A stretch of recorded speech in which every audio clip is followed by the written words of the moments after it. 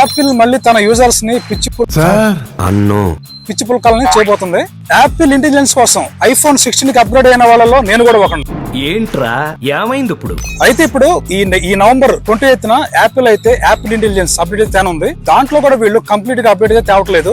Apple 18.1 తీసుకొస్తున్నారు. దీంట్లో major గా మనకి యాపిల్ సిరి ఉంటుంది కదా, దాని లుక్ అయితే మార్చబోతున్నారు.